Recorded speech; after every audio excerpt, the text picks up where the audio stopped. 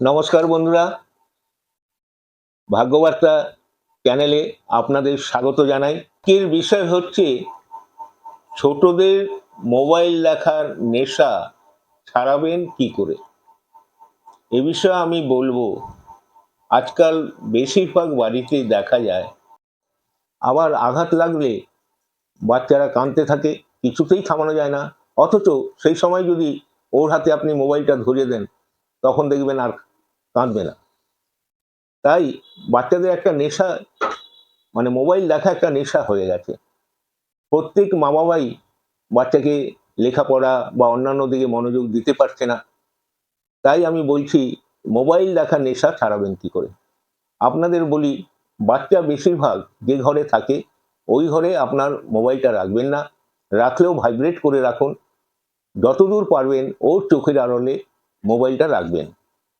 যদি আপনার ফোন আসে, বলবে বড়দের কথা শুনতে নেই, এই বলে আপনি বাচ্চা যেখানে আছে ওখান থেকে একটু দূরে সরে গিয়ে আপনার প্রয়োজনীয় কথাবার্তা সেরে নিন। মোবাইলটা অন্য জায়গায় রাখুন এবং ওকে কোনো কিছু আঁকতে দিন, কবিতা বলতে বলুন, ছড়া বলতে বলুন, অন্যদিকে ওর মাইন্ডটাকে নিয়ে যান। এইভাবে মোবাইল দেখার নেশাটাকে কমাতে হবে। এ বিষয়ে আরও বলবো আমি। যখন খাওয়াবেন তখন যদি মোবাইল চায়, তখন ওকে মজার গল্প শোনাবেন। ঠাকুমার বাড়ি, দিদার বাড়ি, মামার বাড়ি বেড়াতে নিয়ে যাব, পার্কে নিয়ে যাব, এসব বলে ওর মনটাকে অন্যদিকে নিয়ে আসবেন। তখন দেখবেন ওই যে মোবাইল দেখতে দেখতে খাওয়া, সেটার অভ্যাসটা কমে যাবে। আপনার দিকে ও ধ্যান দেবে। আপনি কি বলছেন, তোমাকে পার্কে নিয়ে যাব, তোমাকে দিদার বাড়ি নিয়ে যাব, মামার বাড়ি নিয়ে যাব, কোথাও নিয়ে যাব বেড়াতে, বা তুমি কি খেতে চাও সেটা কিনে দেবো। এইভাবে ওর মনটাকে চেঞ্জ করতে হবে। আরেকটি কথা বলি, যখনই মোবাইল দেখতে চাইবে, আপনি বলুন ড্রয়িং করো, বা স্কেচ করে দিলেন, বলুন এটা কালার করো। কালার করা, ড্রয়িং করার দিকে মনটা নিয়ে যাবেন। তুমি ছড়া বলো, হ্যাঁ? এইভাবে মনটাকে অন্যদিকে নিয়ে যাবেন। কখনো বললেন তোমাকে ট্রেনে করে কোথাও নিয়ে যাব, পার্কে নিয়ে যাব, বন্ধুর বাড়ি নিয়ে যাব, মামার বাড়ি নিয়ে যাব। নানা রকমভাবে ওর মনটাকে ডাইভার্টেড করে দিন, অন্যদিকে নিয়ে যান।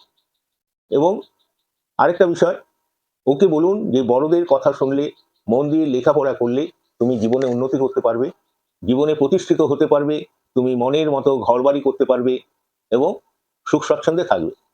আশেপাশে দেখো, মানুষ কেউ বিলাসিতার মধ্যে আছে, চারতলায় বাস করে, এসিতে থাকে, 4 টাকা গাড়িতে চড়ে, ওকে উদাহরণ দেবে। এনারা ছোটবেলায় মা বাবার কথা শুনেছিল, মন দিয়ে লেখাপড়া করেছিল, তাই ওরা ভালো চাকরি করছে, ভালো উপার্জন করছে, তাই ওরা ঘর বাড়ি গাড়ি সব করতে পেরেছে।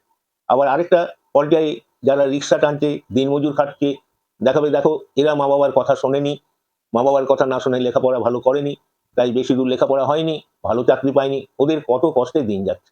এইভাবে ওদের মনের মধ্যে মোবাইল দেখা নেশাটাকে ছাড়াবার চেষ্টা করুন। আর আপনি প্রতিদিন আপনার বাচ্চাকে সকালবেলায় যখন পড়তে বসাবেন, ভালো করে হাত পা ধুয়ে যে ঘরটায় বসাবেন ওখানে কয়েকটা মহাপুরুষের ছবি, সরস্বতীর ছবি, এগুলো থাকলে ভালো। আপনার ছেলের পোশাকটা হালকা কালারের পোশাক, যে কোনো কালার হালকা রঙের পোশাক পরাবেন, একটা সুগন্ধ ধূপকাঠি দেবেন। আর যদি পারেন ভালো হয়, সাদা চন্দন, কাঁচা হলুদ আর মিষ্টি দই, এটা প্রলেপ দিয়ে ওর কপালে একটা টিপ দেবেন, আর বলবেন লেখাপড়ার সময় জয় মা সরস্বতী বলে লেখাপড়া শুরু করো। আর সুগন্ধ ধূপকাঠিটা ওই ঘরে জ্বলবেই। দেখবেন ধীরে ধীরে ওর মনের অনেক পরিবর্তন হবে। এবং এইভাবে যদি ওর মনটাকে অন্যদিকে নিয়ে যেতে পারেন নানা রকম গল্প করে, তাহলে ধীরে ধীরে মোবাইল দেখার নেশা ছেড়ে যাবে। তবে আপনাদের একটা বলছি, বেশিরভাগ চেষ্টা করবেন আপনার শিশু যে ঘরটা বেশিক্ষণ থাকে লেখাপড়া করে সে ঘরে ফোনটা রাখবেন না, রাখলেও ভাইব্রেট করে রাখবেন। আর যদিও শুনতে পায় বলবে বড়দের কথা শুনতে নেই, কথাবার্তা সেরে নিয়ে মোবাইলটা অন্য জায়গায় রাখবেন। তো বন্ধু, আজকের মতো এখানেই শেষ করছি। বন্ধুরা, আমার এই ভিডিওটা লাইক করুন, শেয়ার করুন, সাবস্ক্রাইব করুন ও কমেন্ট বক্সে লিখে পাঠান। আমার সঙ্গে সরাসরি কথা বলতে হলে বৃহস্পতিবার বাদ দিয়ে যে কোনো দিন দুপুর 11টা থেকে 12টা আর রাত্রি 7টা থেকে 8টা আপনি ফোন করে জানতে পারেন। বন্ধুরা, আপনাদের শুভেচ্ছা সুস্থতা কামনা করে আজকের বিষয় এখানেই শেষ করছি। নমস্কার।